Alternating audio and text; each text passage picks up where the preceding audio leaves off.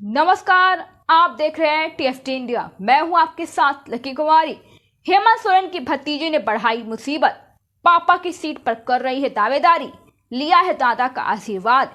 हेमंत सोरेन के सामने एक बार फिर परिवार की चुनौती आकर खड़ी हुई है और खबरों के मुताबिक हेमंत सोरेन के बड़े भाई दुर्गा सोरेन की बेटी जयश्री सोरेन ने जामा सीट पर दावेदारी भी ठोक दी है। ऐसी सीट से जेएमएम की ओर से लुइस मरांडी को टिकट देने की बात भी चल रही है।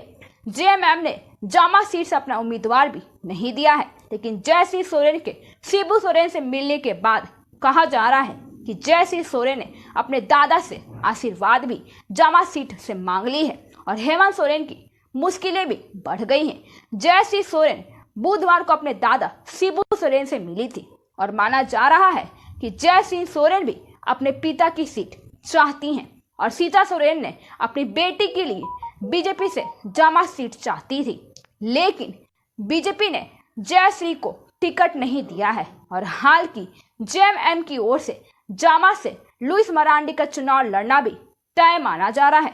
इसी बीच जयश्री सोरेन ने शिबू सोरेन से मुलाकात की है और लुइस मरांडी बीते दिनों ही बीजेपी में शामिल हुई हैं और कहा जा रहा है कि भाजपा ने दुर्गा सोरेन की पत्नी और शिबू सोरेन की बहू सीता सोरेन को जामताड़ा सामान्य सीट से उम्मीदवार बनाया है।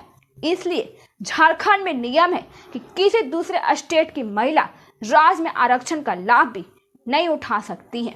इसलिए कल्पना सोरेन भी और गार्डन सामान्य सीट से चुनाव लड़कर विधायक बनी है और एक बार फिर से गांडे से चुनाव लड़ रही हैं। सीता और कल्पना दोनों ही उड़ीसा की रहने वाली हैं। हेमंत सोरेन कैसे फंसे हैं, इसलिए जयश्री सोरेन की मुलाकात के बाद शिबू सोरेन अगर अपनी नातिन के पक्ष में खड़े हो जाते हैं तो हेमंत सोरेन के लिए मुश्किलें बढ़ जाएगी। इसलिए लुइस मरांडी झारखंड की बड़ी नेता है और वो हेमंत सोरेन की भी चुनाव हरा चुकी हैं। इससे पता चलता है कि लुइस मरांडी का भी जेएमएम के लिए भी क्या महत्व है और लुइस ने 2014 के चुनाव में दुमका सीट से हेमंत सोरेन को हराया था और हाल की बीजेपी ने लुइस को दुमका की बजाय बरहेट से चुनाव लड़ने को कहा था, लेकिन लुइस ने मना कर दिया है और जेएमएम में शामिल हो गई हैं। लुइस के हाथ से और साथ होने से संथाल परगना में जेएमएम को आदिवासी वोटों को एकजुट रखने में मदद मिलेगी और इसका कई सीटों पर फायदा देखने को मिलेगा। देखना यह होगा कि हेमंत सोरेन अपनी भतीजी और पिता को कैसे मनाते हैं। जयश्री को खाली हाथ लौटाना हेमंत सोरेन के लिए मुश्किलें होगा, लेकिन सियासी तौर पर लुइस मरांडी को मना करना भी आसान नहीं है। इस विधानसभा सीट पर रहा है निर्दलीय का रहा और दबदबा बाबा बासुकीनाथ मंदिर पर टिकी है। यहाँ की अर्थव्यवस्था और एकीकृत बिहार में संताल परगना का जरमुंडी विधानसभा क्षेत्र से 1962 में स्वतंत्र अस्तित्व में आया है। इस विधानसभा क्षेत्र में लोगों का मुख्य पेशा खेती है और कल कारखाना नहीं रहने के कारण आज भी यह क्षेत्र काफी पिछड़ा है।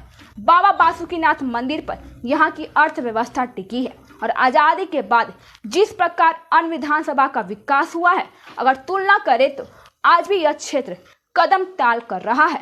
इस क्षेत्र की सबसे बड़ी समस्या बेरोजगारी है और झारखंड निर्माण के बाद भी युवाओं में आस जगी थी और अब सपने साकार होने, लेकिन समस्या और बढ़ गई है। इसी कारण युवा नौकरी की तलाश में अन्य राज्यों में पलायन को मजबूर है।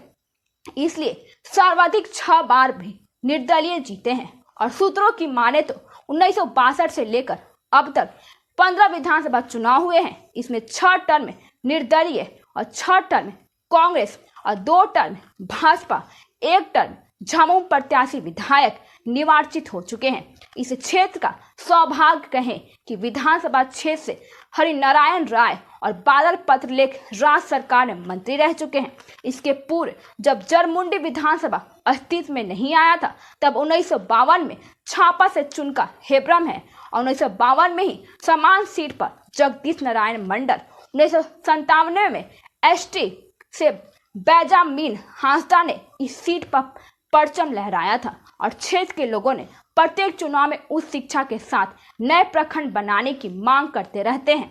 इस क्षेत्र का इतिहास रहा है कि हर बार यहाँ के मतदाता अपना विधायक बदलते रहे हैं, लेकिन देवेंद्र कुंवर और हरिनारायण राय और बादल पत्रलेख ने जनता का विश्वास जीतकर भी इस मिथक को तोड़ा है। इस सीट से कांग्रेस, भाजपा और निर्दलीय के बीच टक्कर रहा है। धन्यवाद। आगे की जानकारी के लिए देखते रहिए TFT इंडिया।